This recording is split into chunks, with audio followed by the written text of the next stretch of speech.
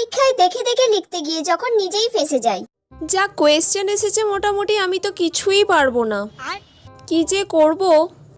বাবা, দিশা এবারে ওরকম খাতাটা খুলে লিখছে, কি ব্যাপার?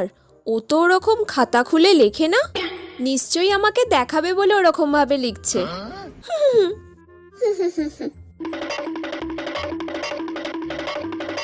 আজকে তো আমি সব কোয়েশ্চেনের অ্যান্সার দিয়ে দিয়েছি।